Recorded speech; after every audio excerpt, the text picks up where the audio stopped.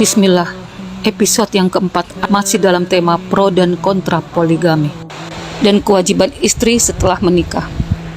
Seorang laki-laki yang berpoligami hanya mengedepankan hawa nafsunya dan mereka menganggap bahwa mereka mampu berbuat adil. Mereka menganggap keadilan itu mudah mereka lakukan. Padahal Allah Ta'ala sendiri sudah berfirman dalam surah An-Nisa ayat 129. Sedangkan mereka hanya selalu berpatokan dengan surah An-Nisa ayat 3.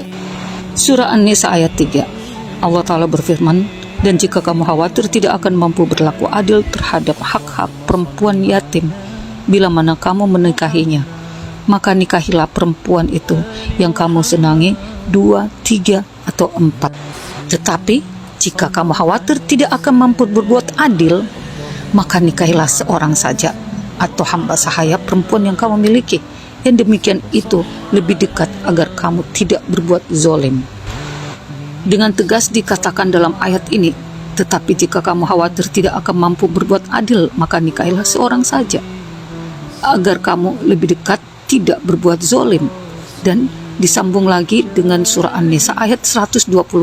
Allah Ta'ala berfirman, dan kamu tidak akan dapat berlaku adil di antara istri-istrimu, walaupun kamu sangat ingin berbuat demikian. Karena itu, janganlah kamu terlalu cenderung kepada yang kamu cintai sehingga kamu biarkan yang lain terkatung-katung.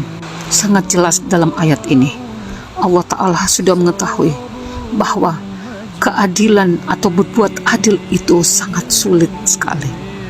Dan alangkah beraninya seseorang laki-laki yang berpoligami merasa yakin bahwa dirinya mampu berbuat adil. Di antara jutaan manusia, belum tentu ada satu orang yang mampu berbuat adil.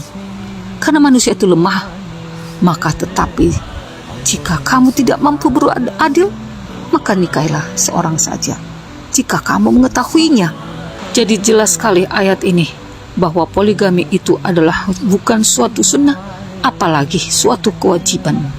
Daripada sibuk untuk memikirkan mengamalkan poligami sebagai sunnah Rasulullah SAW, padahal bukan sunnah kecuali mengikuti cara poligami ala Rasulullah SAW, maka lebih baik mengejar pahala besar mencapai derajat yang tinggi, yaitu dari Abu Hurairah radhiyallahu anhu bahwa Rasulullah SAW bersabda, orang mukmin yang paling sempurna imannya adalah yang paling baik akhlaknya, dan sebaik-baik kamu adalah orang yang paling baik kepada istrinya.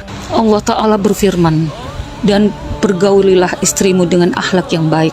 Kemudian jika kamu tidak menyukai mereka, maka bersabarlah, karena boleh jadi apa yang kamu tidak menyukai sesuatu, padahal Allah menjadikan padanya kebaikan yang banyak.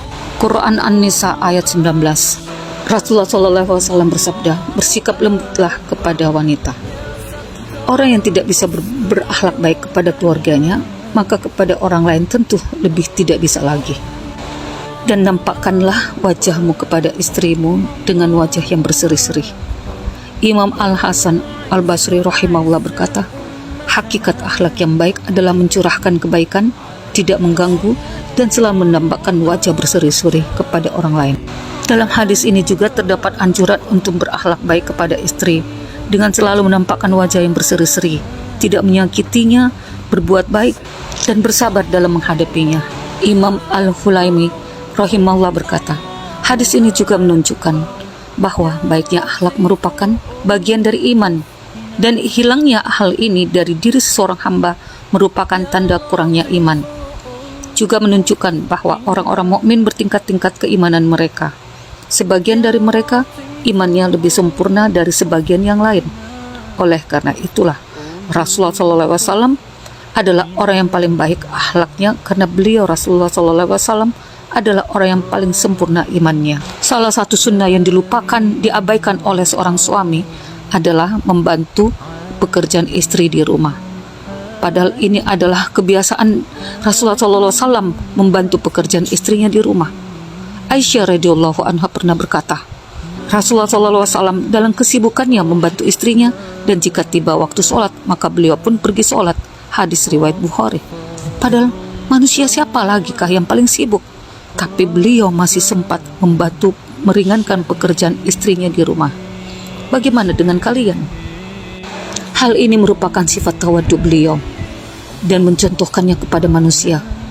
padahal beliau adalah seorang pimpinan dan qadi tertinggi kaum muslimin, rasul yang paling mulia. Bisa jadi ada seorang suami yang merasa diri menjadi rendah jika melakukan perbuatan atau pekerjaan rumah tangga, karena ia adalah orang besar dan berkedudukan, bahkan bos di tempat kerjanya.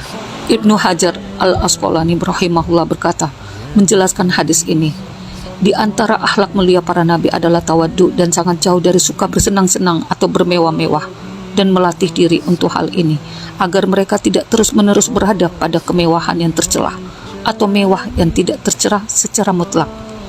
Membantu istri bisa dilakukan dengan pekerjaan sederhana.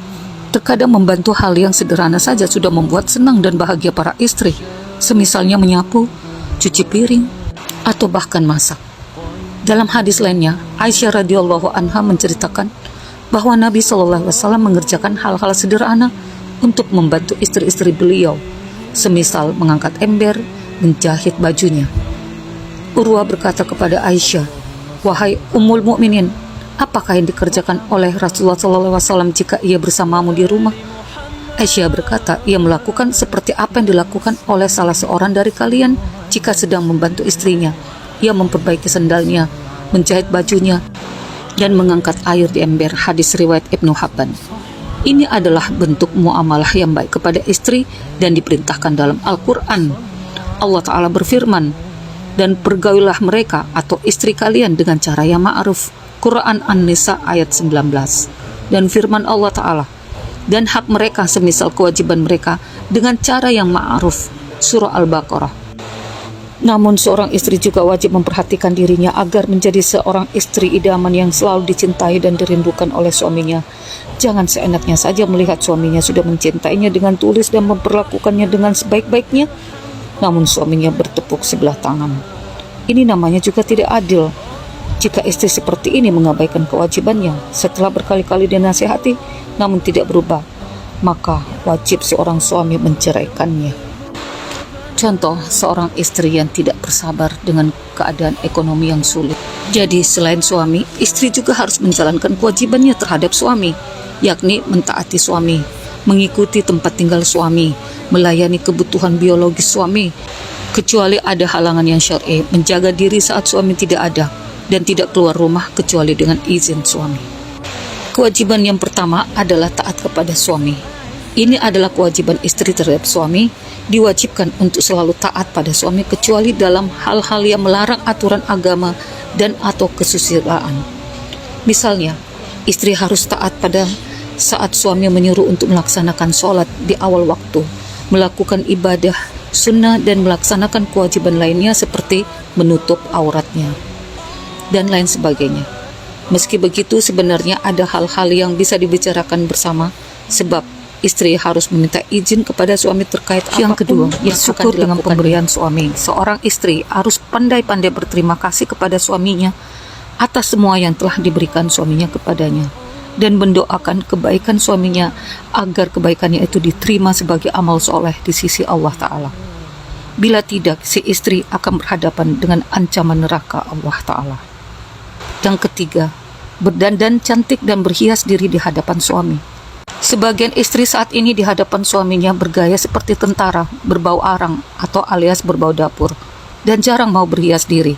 Namun ketika keluar rumah, ia keluar bagaikan bidadari. Ini sungguh terbalik. Seharusnya di dalam rumah, ia berusaha menyenangkan suaminya. Demikian pula yang dinamakan sebaik-baik wanita. Dari Abu Hurairah radhiyallahu anhu berkata, pernah ditanyakan kepada Rasulullah SAW, siapakah wanita yang paling baik? Jawab beliau, yaitu yang paling menyenangkan jika dilihat suaminya, mentaati suami jika diperintah, dan tidak menyelisihi suami pada diri dan hartanya, sehingga membuat suaminya benci. Yang keempat, ridho dengan sedikit, memiliki sifat qanaah atau merasa cukup dan tidak membebani suami lebih dari kemampuannya.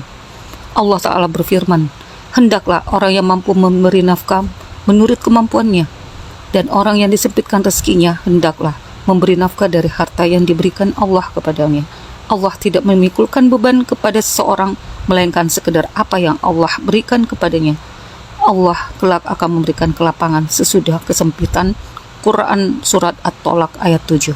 Bersambung episode kelima.